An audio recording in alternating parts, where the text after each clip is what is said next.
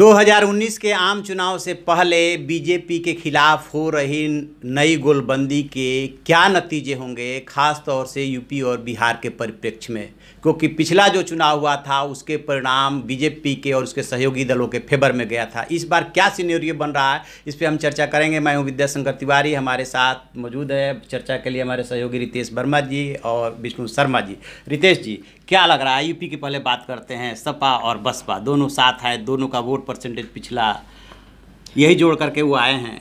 हाँ, ये 2014 के लोकसभा का कैलकुलेशन है और 2014 के लोकसभा के कैलकुलेशन से ही उनको यूपी की 80 सीटों पे बीजेपी या उसके सहयोगी दलों को जो भी वोट मिले या सपा और बसपा को जो वोट मिले, अगर उनको सिंपली आप उसी को कैलकुलेट कर लें प्लस, तो यूपी में 40 सीट सपा और बसपा के बनते हैं उस 2014 के वोट के हिसाब से। लेकिन उसके बाद जो चुनाव हुए 2017 में, जब विधानसभा का चुनाव हुआ तो बीजेपी का वोट परसेंट वहाँ से नीचे आया। जब लोकसभा का चुनाव हुआ था तो उनको 42% के आसपास वोट मिला था, वो 39% पे आ गया विधानसभा चुनाव में। इसका मतलब 3% वोट नीचे आ गया। भले सरकार बन गई योगी जी की, भाजपा की पूर्ण बहुमत की सरकार बन गई, लेकिन वोट उनका 3% नीचे हो चुका था। 2019 में जब चुनाव होगा तो हो सकता है कि और थोड़ी एंटी इनकम्बेंसी हो, क्योंकि तब तक योगी आदित्यनाथ और प्रधानमंत्री या बीजेपी अध्यक्ष अमित शाह यूपी में ये कहते थे कि केंद्र का पैसा नहीं आ रहा, पहुंच नहीं रहा, लॉ एंड ऑर्डर ठीक नहीं है।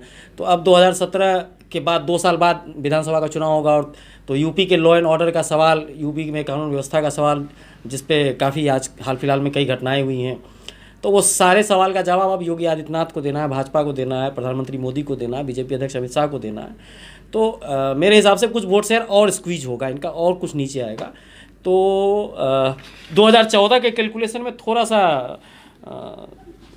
ज़्यादा सीट इनको बनेगा 19 में, अगर ये दोनों एक साथ लड़ रहे हैं तो मेरा अनुमान है कि ये 50 के आसपास कहीं स्कोर करेंगे। बीजेपी नहीं, बीजेपी तो सवाल नहीं उठता। बीजेपी अब अगर मायावती और अखिलेश एक साथ लड़ रहे हैं, दोनों एक साथ लड़ेंगे ही, जिसका ऐलान हो चुका है, तो बीजेपी के लिए अब 40 सीट क्रॉस करना तो मुश्किल है। बीजेपी अध्यक्ष अमित शाह ने अभी राष्ट्रीय परिषद की मीटिंग में ये कहा कि हम बीजेपी यूपी से 73 नहीं 74 सीट भी जीतेंगे।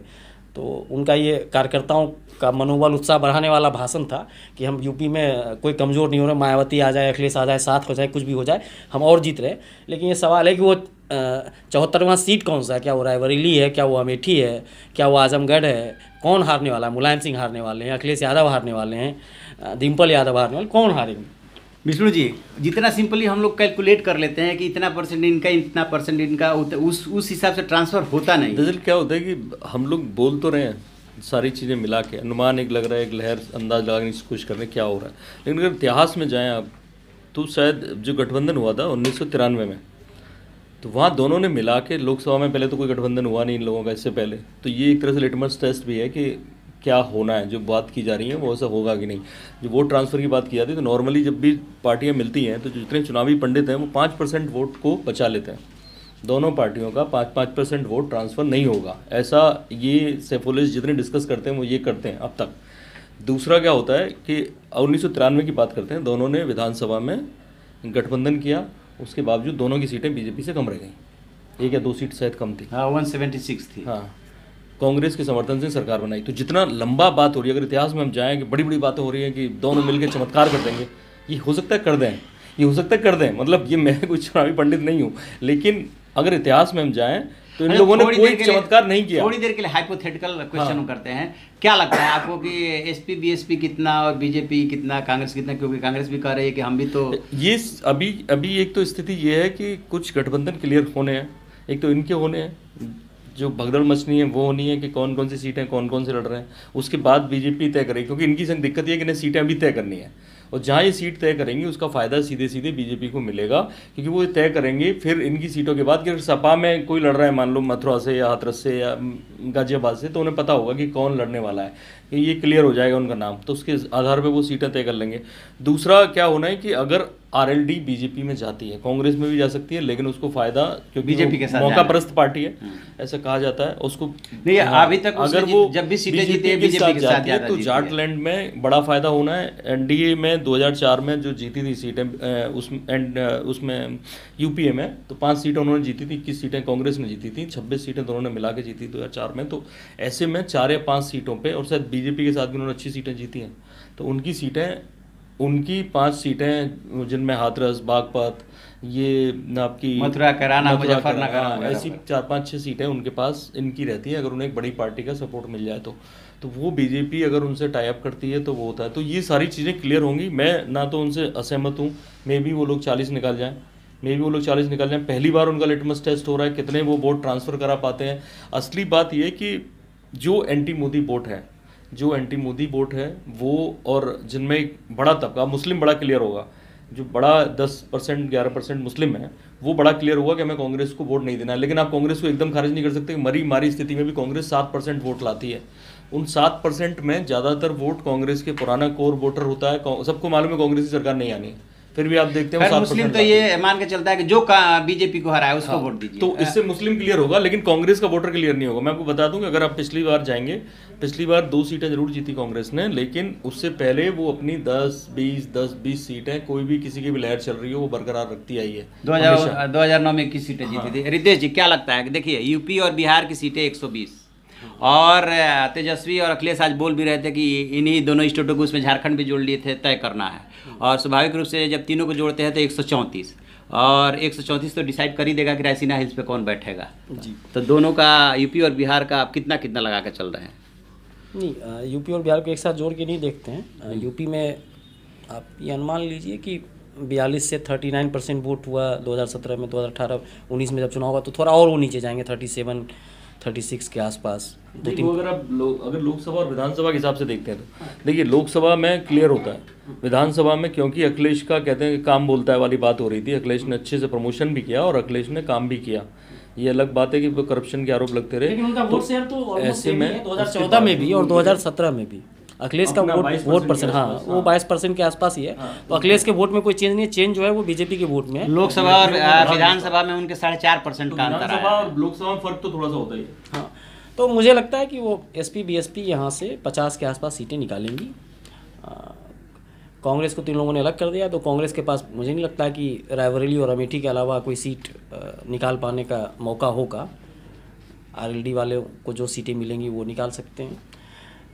और बिहार में लालू यादव, कांग्रेस, जीतन राम मांझी, मतलब जीतन राम मांझी की पार्टी पता नहीं गठबंधन में बनी रहेगी या नहीं रहेगी, क्योंकि उनके जितने नेता हैं वो 3 नेता हैं उनकी पार्टी में, और तीनों अपने लिए भी टिकट मांग रहे हैं, अपनी वाइफ के लिए भी टिकट मांग रहे हैं। उनको 4 सीट चाहिए, जो लालू यादव किसी भी कीमत पे नहीं देंगे उनको।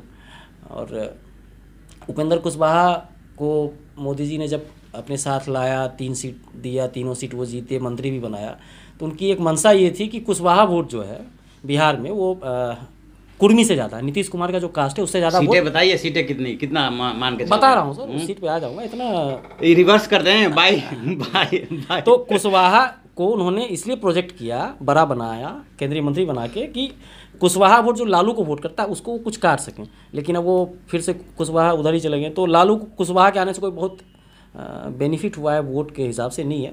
उनको फ़ायदा होगा थोड़ा सा ये जो सन ऑफ मल्ला मुकेश सहनी आया उसकी वजह से, निषाद वोट हर कंस्टिट्यूंसी में है। तो मुझे लगता है कि यूपी में, ये बिहार में तेजस्वी का गठबंधन ठीक से अगर हो गया, जिसमें लेफ्ट पार्टी भी हो, जिसमें कुशवाहा भी हो, जिसमें जीतन राम मांझी भी हो, कांग्रेस भी हो, मैं बीजेपी, रामविलास पासवान और नीतीश कुमार को छोड़ के बाकी सारे लोग एक साथ हो जाएं, तो ये लोग वहाँ से 25 के आसपास, 20 से 25 सीट निकाल सकते हैं। बीजेपी का जो अभी करंट फिगर है वहाँ एनडीए का 31 का, 22 अपना लास्ट 2014 के चुनाव का, तो वो 31 से नीचे उनको 15 के आसपास कहीं सेटल करना पड़ेगा। वो 25 सीटें मतलब महागठबंधन वहाँ उन पर फिर भारी पड़ेगा। तो ये लब्बो-लुआब है कि अब की बार जो है यूपी और बिहार में एकदम परिस्थितियां बदलती हुई सी दिख रही है, और बीजेपी को मोटा मोटी जो अनुमान लगा, जैसे बिहार की सीटों का हिसाब नहीं लिया। मुझे नहीं लगता, मतलब मैं बाहर से देखता हूँ, मैं बिहार की राजनीति पर उतनी नज़र नहीं रखता हूँ जितनी रितेश जी रखते हैं। ये बात सही है कि, लेकिन जो मोटे से बाहर से मैं देखता हूँ, क्योंकि जेडीयू पिछली बार जबकि एनडीए से लड़के, मतलब आप सोचिए गठबंधन के साथ कांग्रेस भी साथ में, लालू भी साथ में, तब वो 2 सीट अपनी ला पाए। और ऐसे में और जेडीयू वहाँ पे अच्छा, मतलब विधानसभा में लगातार आप देख रहे हैं कि लगातार अच्छा प्रदर्शन, सीएम बने हुए हैं। जब जेडीयू जैसी बड़ी पार्टी, यानी यहाँ तो मुस्लिम वोट आप मान सकते हैं कि वो तय कर सकता है मुस्लिम वोट यूपी में कि कहाँ जाना है, गठबंधन में एसपी बीएसपी पे जाना है, ये थोड़ा बहुत अगर आप खड़ी होती है कांग्रेस। लेकिन वहाँ मुझे नहीं लगता, वहाँ जो मुस्लिम वोट है वो नीतीश कुमार के साथ भी है। और ऐसे में और जो मौसम वैज्ञानिक हमारे पासवान जी हैं ही ऑलरेडी उनके पास इतनी सीटें हैं, तो ऐसा वहाँ कौन सा चमत्कार होगा, नुकसान ही हुआ है। महागठबंधन जैसे बोल रहे हैं, बिहार में मैं नहीं मानता हूँ, यहाँ हुआ है प्लस, बिहार में तो उल्टा हुआ है। बिहार में तो जेडीयू खिसक के इधर आ गई है, तो यहाँ तो प्लस हुआ है। अगर आप कुशवाहा बोल रहे हैं तो 2014 से पहले कुशवाहा कुछ थे नहीं, वो कहीं ना कहीं मोदी इफेक्ट भी है, उसको आप मानिए। तो बिहार में मैं उनसे सहमत नहीं हूँ, हो सकता है यूपी में उनकी बात सही साबित हो, 40 सीटें ऊपर ले आए ये लोग, लेकिन बिहार में मुझे लग रहा है कि उनके लिए दिक्कत है। तेजस्वी इसीलिए मायावती जी के पास आए हैं, पैर छूते हुए फोटो खिंचवाया है, वो ये खुद ही कह रहे हैं कि दलित वोट वहाँ मिले, तो इसको सोचना चाहिए। लबोल हुआ अब ये है कि हमारे सहयोगी और विश्लेषक रितेश वर्मा जी का मानना ये है कि यूपी और बिहार को मिला करके बीजेपी का जो विरोधी गठबंधन है उसके पास लगभग 75 सीटें जा सकती है। और यदि ऐसा होता है तो मान के चलिए कि रायसीना हिल्स पे जो विराजमान होगा वो व्यक्ति बदल जाएगा। तो आप ऐसी खबरों के लिए देखते रहिए हमारा डिजिटल चैनल इन खबर, और इस वीडियो आपको पसंद है तो उसे लाइक कीजिए, सब्सक्राइब कीजिए। Thank you.